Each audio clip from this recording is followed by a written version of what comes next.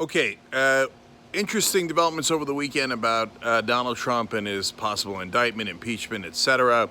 I think that Donald Trump started pretty well, and I actually did a video partly about that on Saturday over the weekend and fighting back, and I'm going to explain why and how.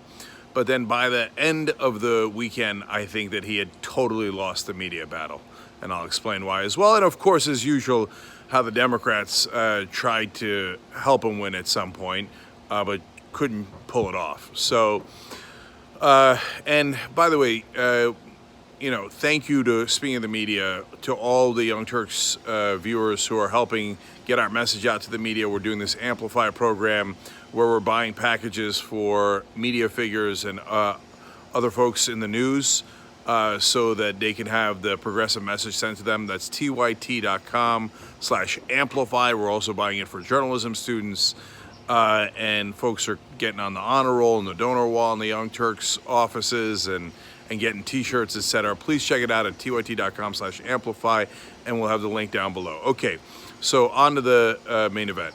So on Friday, as we covered on the Young Turks Live, 6 to 8 p.m. Eastern, every Monday through Friday, we explained, okay, look, federal prosecutors very clearly here say that Donald Trump implicated in a felony, campaign finance laws clearly broken, and federal prosecutors believe he directed Michael Cohen to break those laws. So that's a very, very serious affair where we have federal prosecutors that are positive enough of a felony commission that in charging Michael Cohen in his sentencing memo, they mentioned the felony that he commits with this other person who is clearly Donald Trump. Well, Trump fights back on Saturday and says, well, look, you see that? No collusion. What? Actually, there is talk of collusion and plenty of evidence of that in regards to what you did with Michael Cohen on the Trump Tower in Moscow, and apparently where you're looking to get paid off by the Russians. But on this specific charge, just because you also committed another crime, that doesn't mean that you didn't commit the crime with Russia. I mean, what a preposterous defense. No, you don't understand. I'm guilty of something else as well is like the worst defense in the world. But since the media usually likes to call things even, for a little while on Saturday, he was winning that. They started having a debate. Well, does it really prove that he didn't do collusion? No, but those are other charges. And in fact, he's implicated in some of those charges through what we found out about Michael Cohen. This is an additional, not another like in place of, but an additional charge. But nonetheless, they started having this absurd debate. And then, of course, the Democrats send in someone to help Donald Trump, which is very, very normal. They send in Angus King to go on TV. Why is he going on TV? Well, he's got to have a point in going on, right? It's not like he's just going on willy-nilly. He almost never goes on. He's the independent senator from Maine. Now, the Democrats claim that they hate independents running in place of Democrats when it's progressives like Bernie Sanders. And they go, he's not a real Democrat. He's not a real Democrat. He's an independent. Now, that's because Bernie's progressive. Angus King is very conservative. So they're like, yes, excellent. That's exactly the kind of independents we like to caucus with the Democratic Party. In fact, I don't know if you know this, in the election that just happened, there was a Democratic candidate that ran against Angus King. There's no fear of split votes in Maine because they do ranked choice voting. And the Democratic Party was like, no, we will not support the Democrat. What happened? I thought you supported Democrats over independents. No, they support corporatists over progressives every time. That's the Democratic Party. So they send Angus King to go on TV, and guess what he says?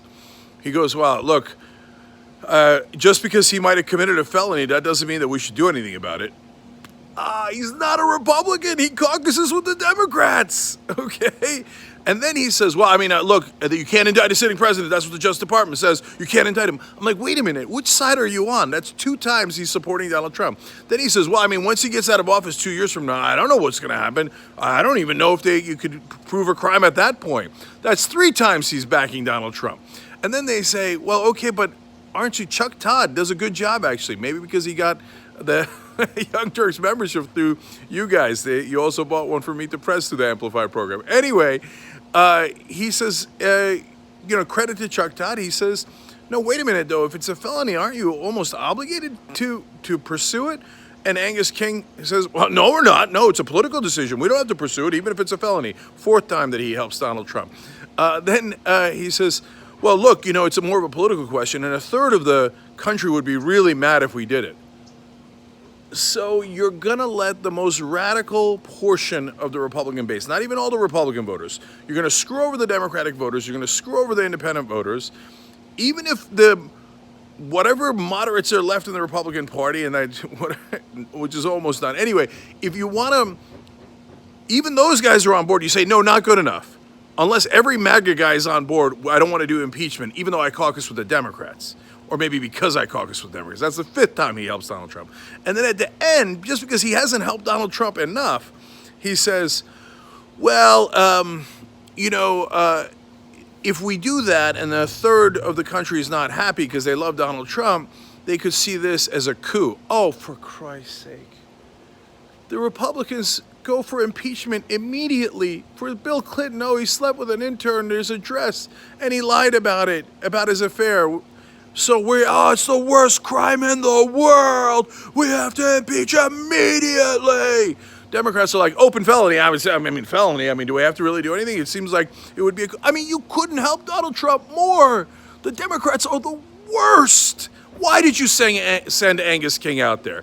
Why did you send him out there to defend Donald Trump? Anyway, if you remember in the beginning, I said Donald Trump lost the media offensive anyway, because the Democrats tried to snitch. Okay, that's so funny.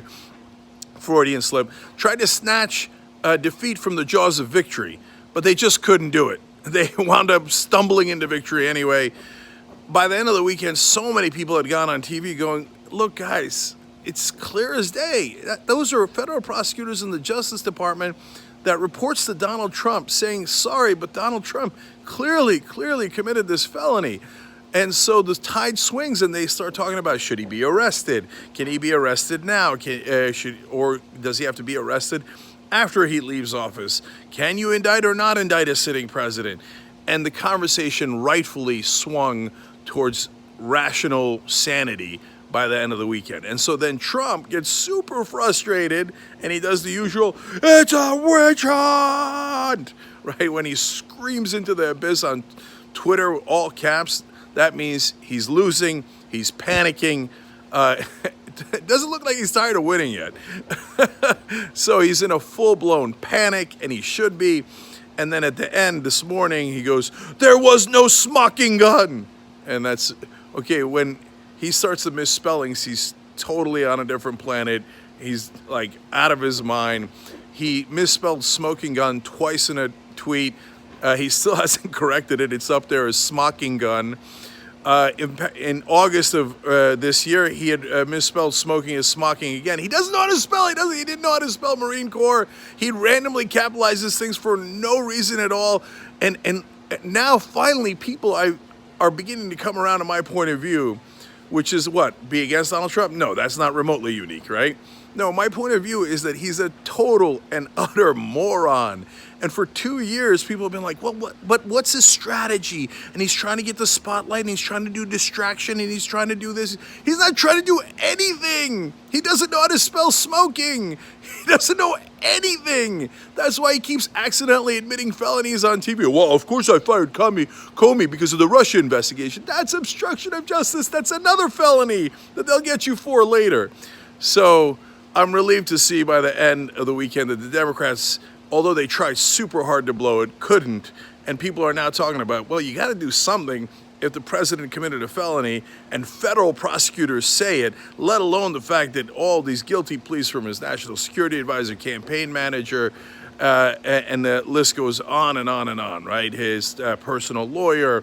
Why would they all admit to crimes with Donald Trump if they didn't do those crimes? Of course they wouldn't admit to crimes they didn't do when they have the president backing them, with all of that power backing them.